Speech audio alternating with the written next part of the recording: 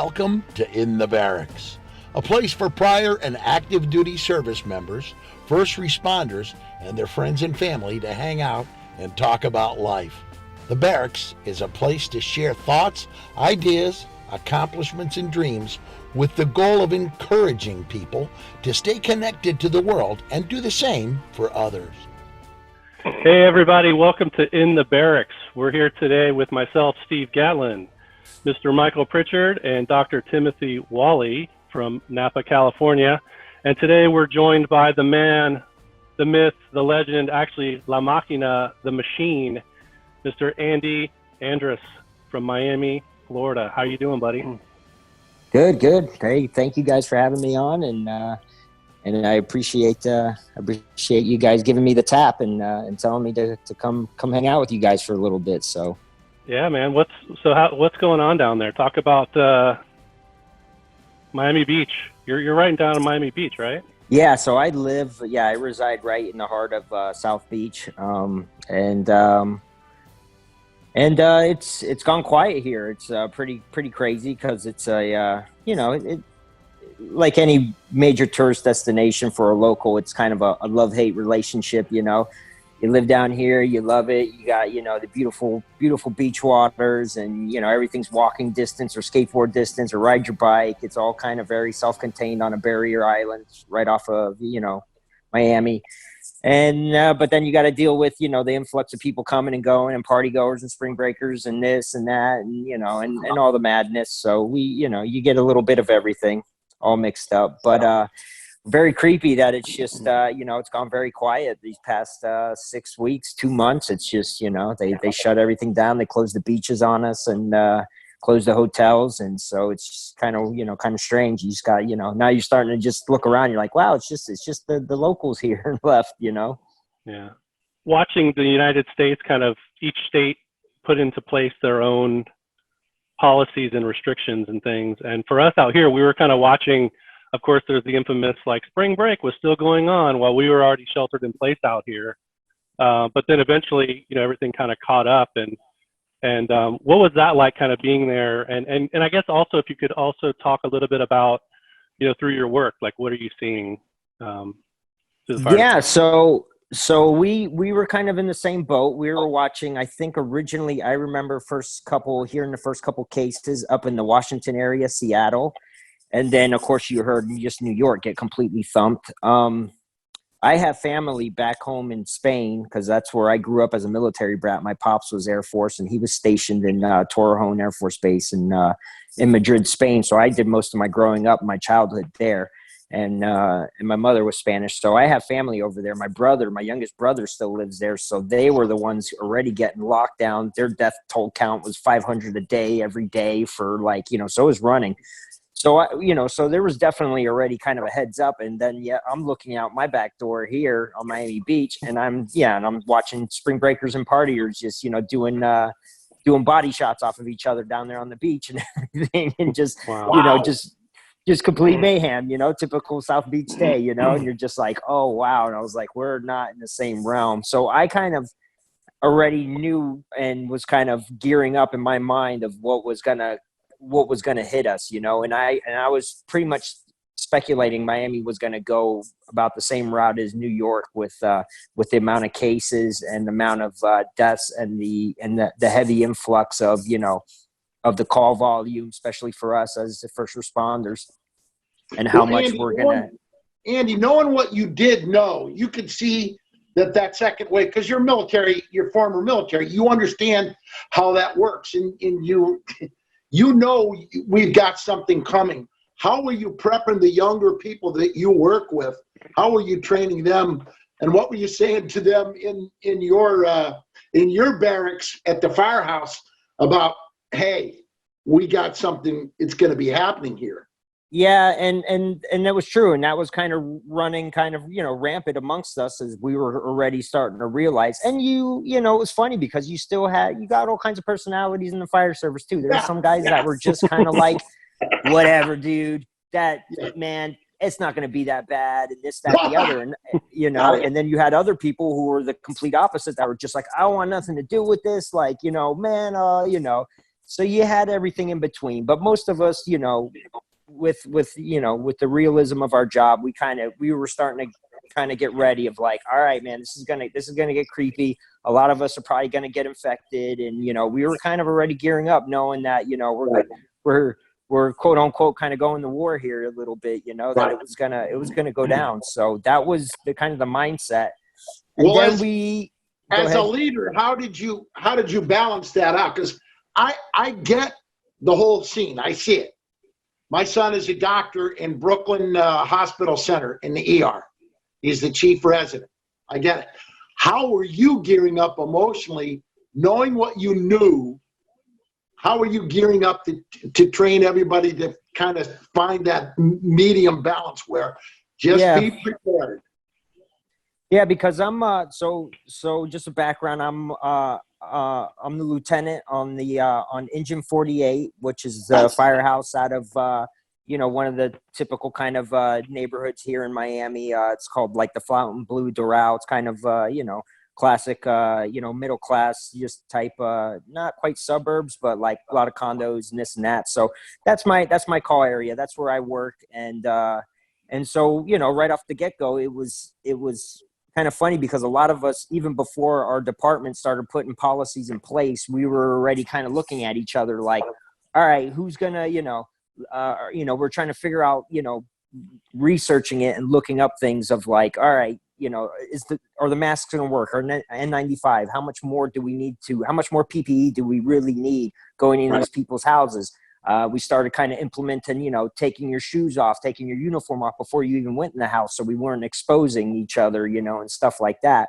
So we were kind of coming up with all these ideas, but at the same time, they were kind of like, firemen are knuckleheads. They're used to tradition and we're very set on like our standard way sometimes of doing stuff. So to get everybody kind of shook up and out of that groove, it was kind of a challenge to get everybody. And I remember I started putting on my mask to go into the grocery store to go shopping for, at the firehouse for dinner. And they were kind of looking at me. Some of my guys were looking at me like, you're going to put that on? I'm like, I'm putting this on, man. And then they would be like, all right, I'll go back to the truck and put my mask on. And so they started kind of, following suit. And then, soon after when we started actually getting physical cases and guys on our department were getting infected, then it was, it hit the fan, to say, and people really started listening to everything. So we kind of had this little bit of a strange in between period there where it was kind of a little bit of like, we're in denial a bit. We weren't sure, you weren't whatever. And then it was just like, yeah, the minute one of our guys got it, the first guy that was a confirmed case, then it was just all hands, it was all hands on deck. Everybody was, was taking it for real. So the craziest thing about that story, like when I hear that, you just telling that, and then when I have conversations with people and just overall, the way you just told that story, it could have taken place over a year or 2 years. This is how it started and then it slowly evolved. We're talking about like 6 weeks ago. Yeah, no. I mean, it's just, and the span of this was a week, literally from when we started kind of really gearing up to literally when we had our first case already in our department, literally was maybe a week to 10 days. And it hit us that fast that everybody was like, wow. The memos from the big wigs, the brass, as we call them, the chiefs and stuff, those things started kicking out like, 3 a day through emails, like, okay, a new policy. We're going to do this, and try this. Oh, we're going to try this. So, so they were throwing a lot of stuff at us, and we're trying to dissect it all as operations and get out there and, and still, accomplish our job and accomplish the mission with, with all these new set rules and new standards and new whatever. So we were kind of, it was all very on the fly and very kind of, trying to figure it out, as we went along a little bit. So it was, for the first 10 days there, it was kind of hairy. It was kind of like, man, we were all looking at each other like, we're all going to wind up with this thing, man, one way or another is kind of how we were seeing it. We were definitely the biggest hotspot for Florida. We had the most cases in South Florida, through Dade County, Broward, and Palm Beach. So for us, it's a little bit slower going for opening stuff up, which, that's fine. And I understand, everybody's frustration. I'm frustrated. I can't go surf, man. They close my beach down. Like my my stress relief of going out in the ocean and paddling out and catching a wave or two or whatever, that's shut down for me. But I understand the bigger picture and what's going on. And, I definitely feel for everybody that's, on unemployment and everything that hit there. But at the right, for what we had to work with, this is what we had to do. Now hindsight, 2020, of course, you look back now and you're like, oh, we probably didn't have to shut down as much. Maybe we could have got away with much more aggressive mask wearing and, and just more social distancing, but not quite shutting down. But anyways, that's neither here nor there. In the end, can I ask we worked you, Andy, with what we had. Are you grateful for your time in the military? Because in a way, it probably prepared you to be more cautious, more aware, more hypersensitive to the changes that could come. No, I definitely, first and foremost, yes, I adored the 4 years that I served in the service. I felt like, what I learned in real life scenario or situation will never, I'll never learn that in 4 years of college. I'll never learn that anywhere else. It was kind of like, I think for many, it's just the perfect avenue when you get out of high school and you're not sure what the heck to do with yourself.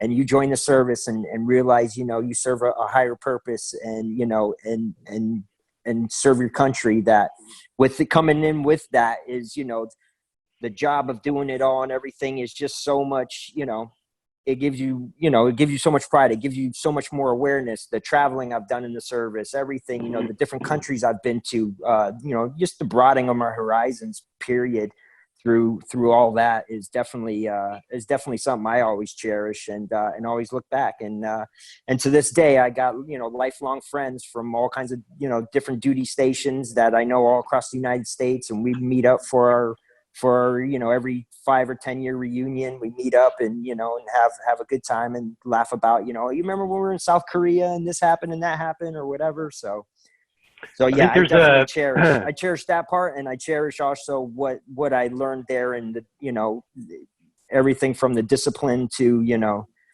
everything else that kind of fits in and kind of models my life ever since then, going on till now. I think there's a fraternal bond there, huh? There's a fraternal bond in the military. There's a fraternal bond in the fire service. I experienced it to some degree in graduate school where, you're in kind of the same boat together and you're getting your butts kicked and, you got to cooperate and you rely on each other for support and help, right? Yep. There's no bond made stronger than when you suffer together with somebody, is sometimes how I said. And although I was never in a combat situation, I got out just before the 9/11, and everything that ensued from there. But I use that reference a lot with the endurance world and a lot of the endurance things that challenges I take on, because there's certain endurance challenges that, when you suffer with another person side by side, it's kind of it's a kinship and a brotherhood that, that bonds and lasts forever. So, when Steve and I were talking about some of the stuff that you've accomplished, which is amazing. Yeah. One of the things that comes to my mind, Andy, is endurance. Exactly. That's a critical word. Talk more about that. What does that mean during this COVID thing moving forward? I mean, you're kind of, you've done a long distance skates, up to 300 miles? Right. So we have this crazy event that's called the 24-hour ultra skate. And the premise of the race is, how far can you go on a skateboard in 24 hours?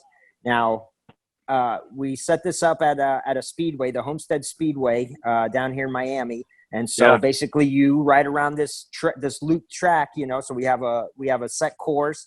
Everybody's time chipped. It counts your laps for you. And we set the clock at 8 a.m. and and the clock ends at 8 a.m. the next morning, and you see what you can do within those 24 hours. If you want to skate a little bit or skate a lot, we got all different walks of life. But of course, like my wife always says, I can't do anything halfway. I do it either all the way or I don't do it at all. Yeah. So I got into that. I got into the sport, and I really kind of fell in love with that kind of premise of 24 hours, and it kind of fit perfect with how I work. I work 24-hour shifts on the fire department. Like, you know, it's kind of it's just kind of a normal, you know, it's a normal sleep circadian for me to be, you know, to be up and working for 24 hours and be sleep deprived. But I did, you know, I did really well in this event, and I ended up for a stretch of 4 or 5 years there. I kept breaking world records in it, you know, starting all the way from 260 miles was my initial world record that I had, and I upped it all the way up to the point of surpassing 300 miles, which was that was kind of like our version of the 4-minute mile. Was always the question is could we break 300 miles? And so over a span of 4 or 5 years there, I trained and constantly competed at this event, and you know, another one over in Europe too, where they have one, and back and forth, and eventually was the first guy to crack that 300-mile barrier. Yeah, there's a documentary film called Push the Film. It's actually out on it's on YouTube now, and it came out this spring. It's a really well done documentary film about endurance skateboarding, and Andy's kind of by nature of who he is, obviously one of the focal points of the film, and this push to reach 300 miles. I saw that too. Yeah. Todd Hedge, awesome, directed it, did a great job with it. I've participated in a lot of these events with Andy, and I use the word participate. He uses the word compete, because I go for, you know, I have my own goals that I set up and things like that. I enjoy the sport of skateboarding. I always have. Then I was like, of course, as you know, I'm from Homestead, Florida. So I'm like getting into this sport, and I'm like, wait a minute, they have this thing 24 hours on the speedway in my hometown. So I had to go down there for that. So it's been fun watching, you know, being a participant, as I said, and having my own goals, but also being there when you accomplish these things. So when I went back to watch the documentary, I was like, oh, I would remember that. I was right there when you broke that world record. And then, of course, you know, the goal was that 300 miles. And the really crazy thing about that shows the endurance, and then also how, you know, going back to what you just said a few minutes ago about, you know, persevering together, that was the same time Eric Palmer, you know, 300 was this mark that no one could ever make. We had 2 guys that cracked it, and that was kind of, you know, and it was kind of like that perfect setting where we had the right competition on the field. You know, it was the setting was right. Everybody had it in their mind, like, we're really going for this thing, you know, and it ended up working out. And I was actually very happy that somebody else hit it. So it didn't seem like at the time that it was a fluke, that maybe, you know, he just drafted people or, you know, got it easy or whatever. So it showed that a couple of us hit it. And since I hit that mark 4 years ago now, it was 4 years ago when I did that, we've had, you know, 10 guys join the 300 mile club, you know, so there's, it's now, it's a bar, an attainable bar. Here's a picture I'm showing right there. That was, oh yeah, I remember that. Yeah. That was great. Yeah. That was probably just a lap or two before you did it. That was that morning, which, considering you were about to crack 300 miles and you got that look on your face, I don't know if it's just delirium or what's going on there when you're at that moment. Yeah, it's partly being, you know, your poker face is you got to play like you're not hurt, and nothing is bothering you. But inside, I was crying. I was crying hours ago before that. I was just waiting for the sun to get up to try to give me some light at the end of the tunnel and make me realize, like, all right, there's only 4 hours left, man. You did 20 of the 24. Just hold the pace, hold 13 miles an hour, and you got this, you know? You've done a few century rides, Andy, over the course of time, and 100 miles on a bike is one thing, but 300 miles on a skateboard. I tell you what, I got a lot of respect for somebody sitting in a saddle for 100 miles. Oh man, I've only done a handful of them, but and I tell you what, man, I wanted to check off the Ironman off my bucket list. So one year I put the skateboard away, and I trained the 3 disciplines. And I just remember I was like, I got on that damn tri-bike, and I hated that position. I hated that damn saddle, you know. Right. And I was just like, this is the most annoying thing ever. So it was How funny far did because you take it? I completed the Florida Ironman. So I did a couple local events, got prepped, and then did the Florida Ironman at the end of the year. Good for you, man. And got my Ironman, Right Ironman on. checked off the bucket list. But I remember doing, there's this one event called STP. It's Seattle to Portland, and it's like 10,000 cyclists do this 2-day ride from Seattle to Portland, 200 miles, open road. And so me and a couple of my friends joined up with it on our longboards. And, and it was fun. They got a lot of support from the cyclists. They thought we were crazy that we're out there for, doing, all this open road skating and stuff. And they were just like, and I remember they're like, "You're crazy, man. You're riding your skateboard for 200 miles. I'm like, you're going to sit in that saddle. I'm like, you're going to sit in that saddle for 200 miles. I'm like, no, you're crazy. I'm like, so. Well, Andy, I work with kids every day, and I started in probation and parole, working with 48 years ago, working with tough street kids. Why is what you're, and I believe it is very important and urgent to teach them to emotionally toughen up. What are you learning from those experiences? And now in COVID-19, why we need to be prepared for these situations in the way that you're talking about? Because this is brilliant insight into why we need to toughen up our nation in many ways to be ready and prepared for whatever may come. What did it do for you spiritually and emotionally? Yeah, no, you're exactly right. I mean, there is, and I can't speak for everybody. I think certain humans on this planet are just wired. Yeah, they're just wired for this instant. They're wired for adventure. They're wired for, wanting to take the tough route. The what's the old saying? If you're gonna be stupid, you better be tough. Type thing. And it's exactly that. And every now and then I feel like I lose hope in the millennials. And I'm like, these guys they're just too soft. They're just not gonna hack it. And then every now and then there's one or two of them that just the new hire in our fire department. I'm like, damn, man, this guy's a tough little dude, man. I'm like, damn, there is still tough millennials out there, So they're still there, man, and that's just part of it. And I don't know. I couldn't really wrap my head around, the whole social construct of, the next generation. I think it always happens like that. The last generation always thinks the next one's softer and so on and so forth. But within there, you're always going to have a couple that are just, that are really tough dudes. And, and those just kind of need to be sometimes step up and be our leaders and, and just lead by example that, I don't need the participation trophy. I don't need the whatever. I'm going to do it with hard work. And if I earned it, I earned it. If I didn't, I didn't. And if they see somebody that they admire like that, then maybe they'll be like, oh, okay, yeah, I need to work for what I do. And that's kind of how I explain some of these, endurance challenges, or like at my event, I started taking more of a role of a race director at the 24-hour ultra skate, and I would kind of get people that were like, oh, why don't you, make more awards between, because we'd have benchmarks. You hit the 100-mile mark, you get an award. You hit the 150, the 200, the 250, and then people will start saying, well, make something in between the 100 and the 150. I'm like, no, just train harder and get to the 150. Like, don't want to have something come to you. Don't go work for it. I'm like, this is hard work. Shows dedication. It shows, discipline, that you're out, you're training, and that you really want to succeed to the next level. And it's like that in endurance sports, and it's like that in life. And, people are going to have to learn that the hard way, one way or another. I saw that. I don't know if you follow college football, but we saw it, this year with watching some of that great competition between Clemson and Alabama and LSU and all that. I'm sitting there right when I'm about ready to throw in the towel with these young kids. I'm thinking, God, that Joe Burrow and that Trevor Lawrence, these guys are leaders, man. They're strong dudes, they're smart.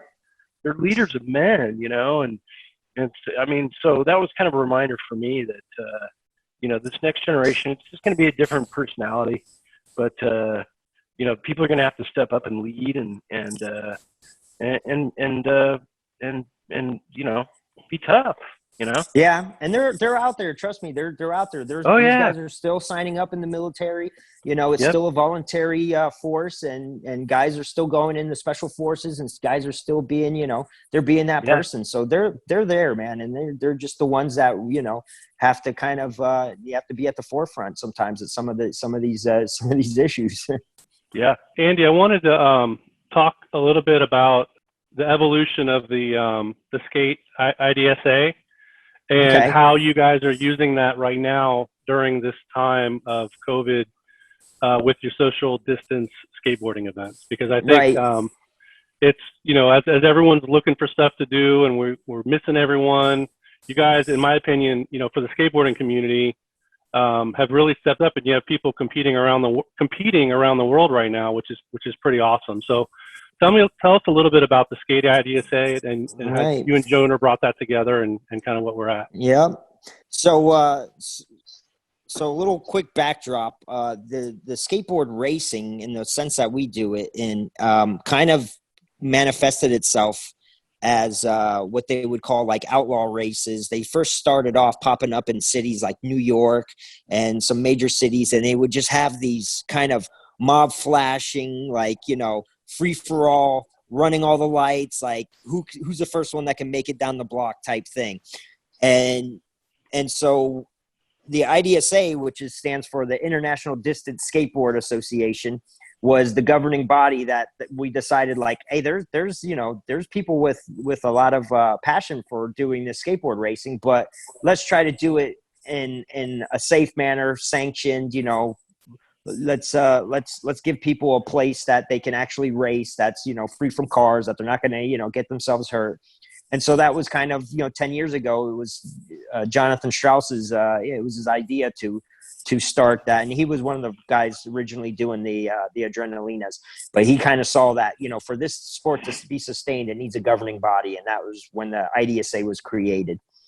And since then, it's been, you know, it's been hosting, not, I would say it's sanctions races. Somebody will put on an event, and if they see it a proper deemed event, they'll sanction it, they'll promote it, and, you know, and they'll kind of put it into a tour that's, you know, happened first in the United States, where they would combine 4 or 5 races for a full tour, and then started catching on in Europe. In Europe, we started doing the same, and we have a board members over there, and they put the race together. And now we even expanded into Asia, because they're starting to race over there, and we have a presence there with the board. So it's been really cool that it's spread like that and done it. But of course, we hit now 2020, and we got the pandemic coming, and then, you know, we started seeing, you know, one race after another starting to get canceled.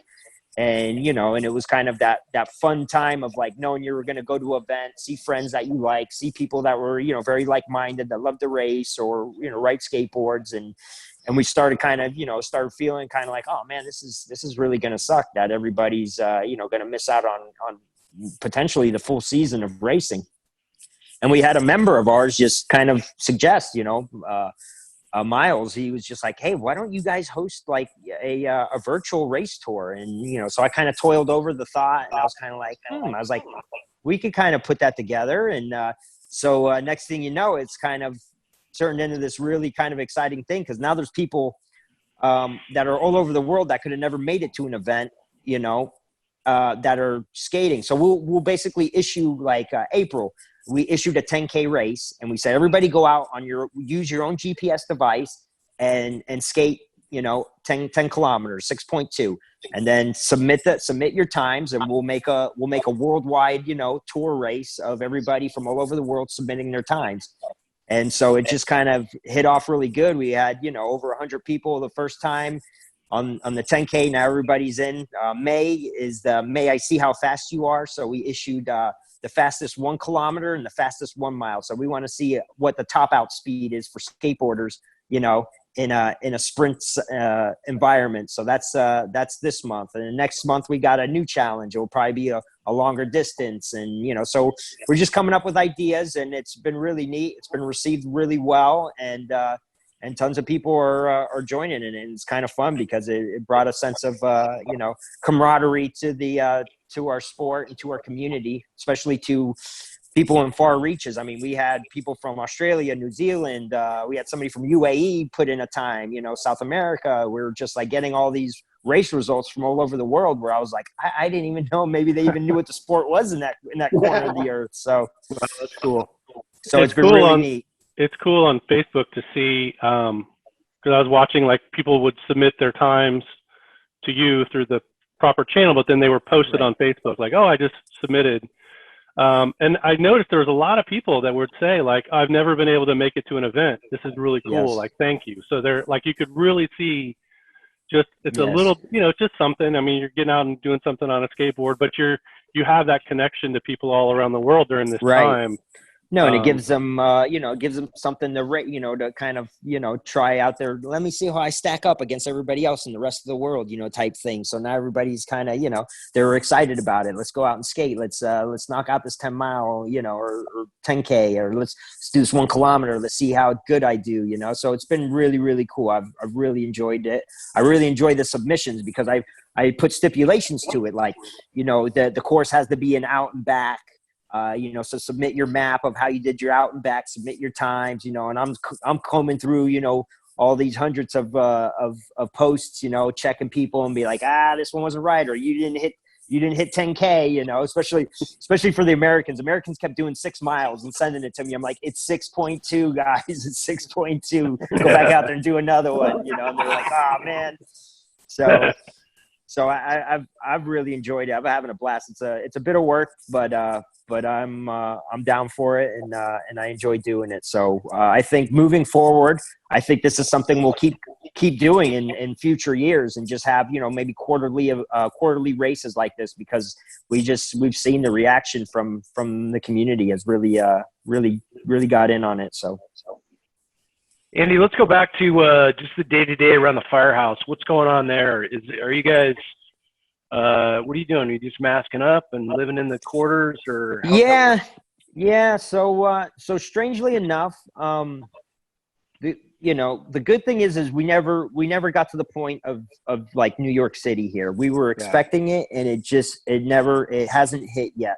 So whether either we got lucky, there was a bunch of talk of like, the virus doesn't like warm weather, and it's hot down here. So maybe, there's all these crazy theories going on. And I don't know if it was just that, we started, we got wise and we started really using the PPE and people started staying at home, or if it's just luck of the draw. But strangely enough, everything went kind of eerily quiet. Like our normal call volume of car accidents and this and that, and, in the daily grind of life that ends up, creating emergencies, all that side of it just slowed down. And then so what was left was the actual really sick people that were calling. And then also the infected ones. So it did up the stress level for us, because now we're going in and we're like, all right, we know this guy called. He says he's a confirmed case and he's having trouble breathing and he needs to get to the hospital and get on a ventilator, you have to get in there and basically, start treating this guy and get him prepped up for the ambulance and take him in. And so you're kind of gearing up and you're like, coming out of there. So it's a lot higher stress and a lot more thought of like, don't touch your face, don't touch your face. Well, how you take your PPE off, how you do this. Like, all right, come over here. All right, strip down. We're as soon as we pull in the station, everybody put your clothes in the wash and hit the showers. And, so it just kind of changed our dynamics of day-to-day life, a lot more. And just the stress level of a few calls that on a normally we could run them routinely, all right, so it's a chest pain or trouble breathing, shortness of breath call. One of these kind of calls that for us is kind of like, we know how to do this. We know what drugs to give and what, and how much oxygen and this. And then it just kind of amplified it so much more though now, because now you're just so worried about putting on your stuff and, and bringing it back to the firehouse, obviously. Yeah, bring it back to the firehouse. Yeah. And then conversely, from there, you bring it home, and you're just like, I kind of had some days where it was just kind of like, I came across a couple people that were, infected. And then it's like you come home and you're like, I'm staring at my door, wanting to come in, and you're just kind of like, man, I don't want to give this to my daughters, to my wife, stuff like that. So it was kind of, there was kind of a lot of tough parts there to it, Sure. And it still can happen. It's kind of funny how eventually your reality, just becomes the norm after a while, and you kind of go with the flow of it now. But I just remember kind of in the beginning, it was it was kind of scary. It was tough. For sure. But we're doing all right. We're coping, and we hit about 200 firemen out of our department. We're put in quarantine. whether Wow. from direct or indirect exposures. And then about a quarter of those, maybe about 50 of them actually came down with it. We had one guy really badly hospitalized and was very close to eating a ventilator and having to get on it, but he ended up recuperating and get out. And and a handful of us that did get it and now have the antibodies, they're constantly donating their blood because they're finding that the people who are severely affected and on ventilators and that might be on death's doorstep, they're finding that a transfusion from somebody with the antibodies is what's saving a lot of people. So our guys who have been infected, have beat it, and they're back out on the field, are constantly going and donating their blood to try to, help the ones that are really bad off.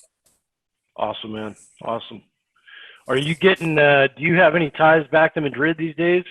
Yes. So, because my mom still lives over there. She bounces back and forth. She was lucky that she was here stateside when the pandemic broke. And, so we kept her housed here and didn't have to go back to Spain. But my youngest brother, who's over there, has been locked up for some 50 days straight. It was hardcore lockup. Like you could walk to the closest grocery store that was by your house and then walk back, and that was it.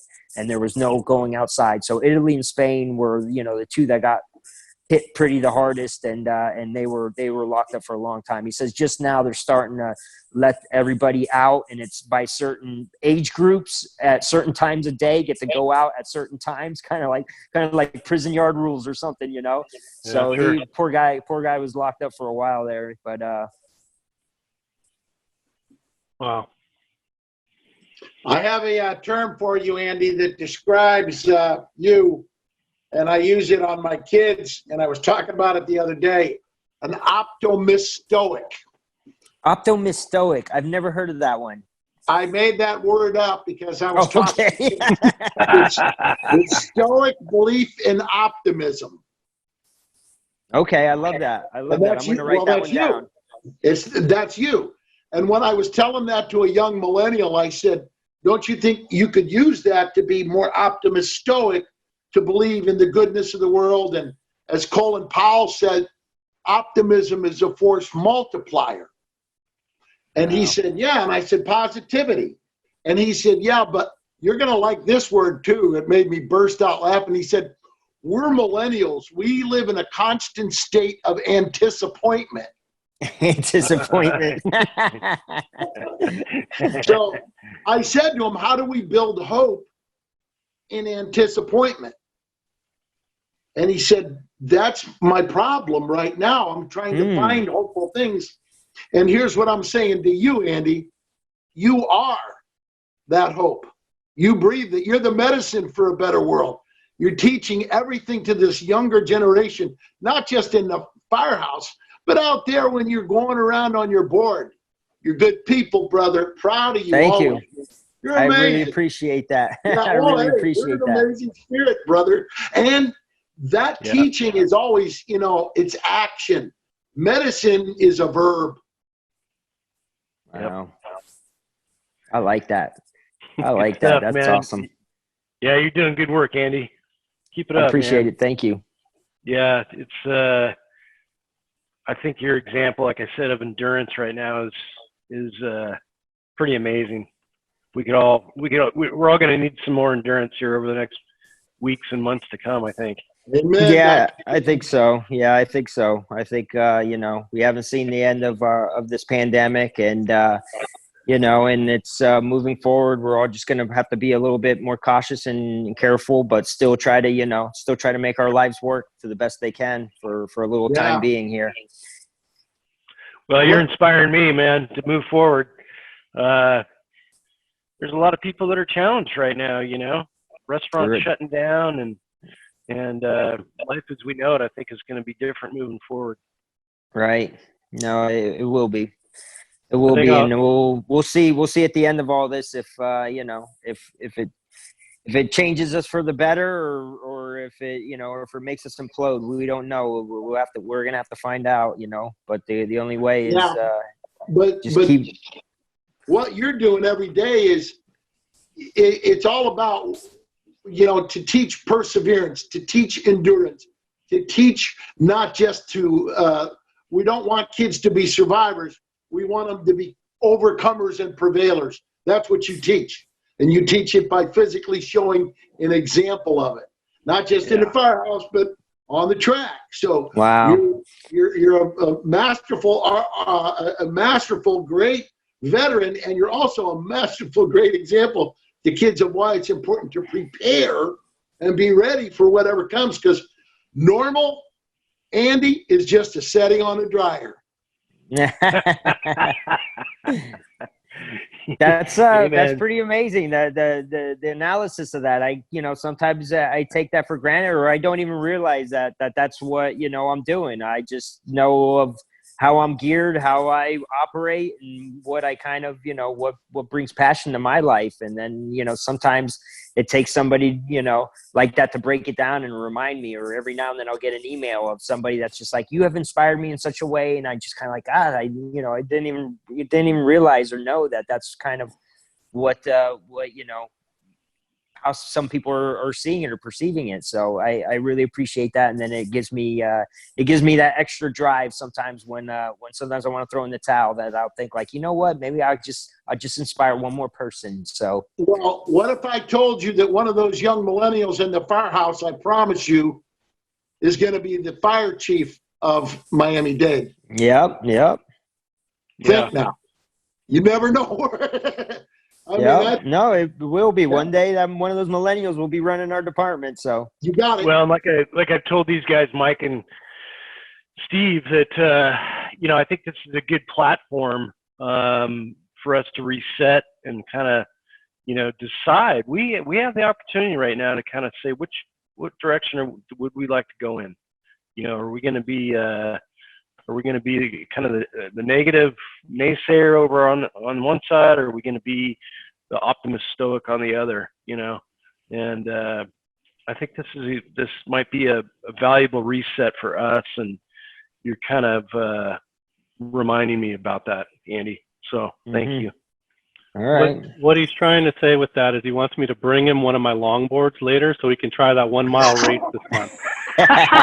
He wants to get in the race. I'm in the race, man. He wants in, man. Yeah. I don't know if I can do 300, Andy, but I'll try my best. No, you can't. Neither can I. No. Yeah, no, that's an unbelievable feat. So, it's funny but when you know what's amazing though about that whole setting though is, and I always explain that because people will say, man, you did 300 and what do other people do? And I said, listen, everybody that shows up, and that's the first thing I tell a lot of the newcomers to this, and they're like, well, they come in and they see, and I'm like, don't look at it like you're trying to go after some world record. I said, what's your record? What's your challenge? What's your basically what's your 300 miles? Your 300 miles just be the century mark, and that's kind of what your goal is. And some people have a heart, they'll grind it out and they'll gut it out, and they'll hit that 100 mark, and to them it was, the most amazing thing, and it is the most amazing thing. And truthfully, when I'm racing around on that track late at night and there's all but a handful of people, I'll see somebody that, is, they're struggling and they're having a hard time, but they're still out there and they're still doing it, and they're not going to come nowhere near 300. They're going to come nowhere near the top of the leaderboard. But to them, it's important to stay, to stay on it, to stay doing it, and hit, their 100 mark or something like that. And so I would always gain inspiration from them for doing that, and be like, this guy's out here gutting it out too, Well, and I think you bring up a very important point. And that's, we all bring our gifts and talents and quite honestly, our weaknesses as well. I saw it when I went back and taught some of these dental students over the years, and, you see strengths and weaknesses. I mean, that kid that's getting an A+ in biochemistry may not have the best hand skills, but so, you think like, hey, if we gather up 100 people here in the Napa Valley and we give them 15 ingredients, the bell curve is going to be in place. In other words, some people are going to be able to produce a masterful meal, and some people don't even know what flour is, Mm-hmm. So, we all bring our gifts and talents, and I think it's important to remind, especially our youth, that just because you may not be strong in one area doesn't mean that you don't bring value to the world. Find that value, find that grace that you've been given, and utilize it, you know. And if you're not strong in one area, move on. Try to find your strength. I totally agree. That's Andy, very well said. I talk to kids every day, and one of my favorite stories is I tell them there's a young man who joined the military and went off for a couple of years and then returned. And he never had above a C average when he was in high school, and he was teased a lot by the other kids. But when he comes back, he joins the fire department, and this guy becomes an expert because he has such a great emotional intelligence and heart for people and respect for being a secure and rescue person. Then he learns the jaws of life. And he's out there on the jaws of life, and there's gasoline splashing up under his Nomex pants, and it could take his life like that. And the other firemen back away out of respect for what could happen with the sparks. And he's gently talking to the person entrapped in the car and joking with them. And he risks and maybe will give his life to save theirs. And I ask everybody in the audience, isn't he a genius too? Right. He's a genius of the human heart and spirit. And inspire comes from the Greek term to breathe in the spirit.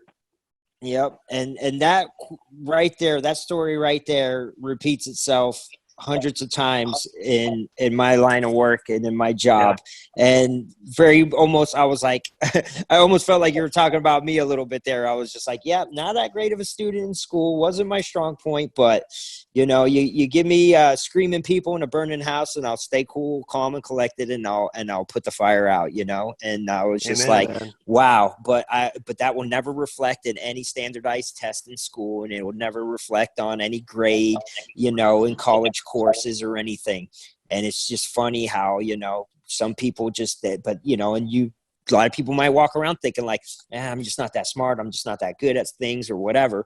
But they just, you know, they got to realize everybody has a talent of what, you know, of what they can pull off, and you know, absolutely something like that, you know, in those situations is where you'll find, you know, you kind of like, oh, I got the tolerance for this though. So it's very funny how, you know, you spend the first section of your life, you know, getting completely judged on how good is your memory and how good can you do math and arithmetic and whatever, but you know, but it doesn't take till adulthood to where you get put in that situation where you're like, oh, I'm good at, you know, doing something completely else. Well, and I think we're all guilty of it, you know, all guilty of I kind of, you know, forcing a round peg in a square hole or whatever, you know, or, you know, exactly. and saying, you know what, you got to go to college. Your life's not going to be meaningful unless you go to college, or you got to go become a doctor. Well, I mean, come on. What about plumbers? What about electricians? What about everybody brings value? They all look important now, Dr. Tim. The grocery clerk looks really important now for their heart. Absolutely. And it's reminding us, you know, it's reminding us that Stanford degree, really, it doesn't really matter. It doesn't matter. Well, what are you doing to bring peace and joy and help your fellow brother in this world? You know, are you playing beautiful music? Are you making a beautiful meal? Are you loving your children? Are you, you know, so. Yes, completely agree. There were millionaires and billionaires at the top of the World Trade Center waiting to be rescued by working class heroes. Yeah, millionaires and billionaires waiting. And then when I spoke at, there's an area called Rockville Center in New York where I spoke to all the Catholic school kids, their moms and dads, a lot of firefighters and cops. And I told them, I said, you know, if there is a fire, and knowing what we know now, that they may not pay for the lung issues that we have. How many of you are still going with me? And all the hands went up. Because it's not about who they are, it's about how we believe in ourselves, and we're raised to give back what we think is important. And Andy, you're an inspiring person for that. You teach that daily as a fire lieutenant, as an athlete, and as a champion. Thank you for what you do and who you are. Thank you. Wow. Yeah. Good stuff, man. I gotta hire this guy to walk around with and have him talk me up all the time. Man, he's good. I like him. Well, hey, man, your story is super inspiring, and thanks for joining us. And keep up the good work, brother. You're doing awesome stuff, man. And we don't know what, like you said, the 300 Club, boy. You don't know what the human spirit's really made of until you test it, like you have. And it sounds like you got quite a drive, man, and that's cool. That is really cool. Thank you. I appreciate it. And sure, hey, go ahead. I just want to say, you know who I met today who was really amazing? Who's that? You. Now he's definitely going to hire you, Mike. You're going to walk around. You're going to job, Andy. I'm 70. I sit at home with the grandkid and watch Sam the Fireman on the Cartoon Network. I don't care about who is. Yes, funny. Well, I totally appreciate you guys having me on, and if I can bestow, just a little inspiration to the listeners or anything, or if anybody, feels like they want to check out anything for the distance skateboard related, head over to look up Skate IDSA, and you guys can get in the loop of some of the stuff that's going out there in that sport. Yeah. And for you guys, I want to bestow some of my endurance towards you to help you carry along in your endeavors. And especially, I really love the dental mobile thing on wheels. I think that's an amazing thing that you guys are going to be doing. Thank you. Appreciate that. Thanks, Andy. Yeah, thank you very much. Take care of yourself. Be safe and well. All right, gentlemen. All right, brother. We'll see you. Thanks, Andy. Thank you for joining us in the Barracks. To learn more about our hosts, guests, and how to support VET's Mobile Dental Unit, visit www.inthebarracks.org.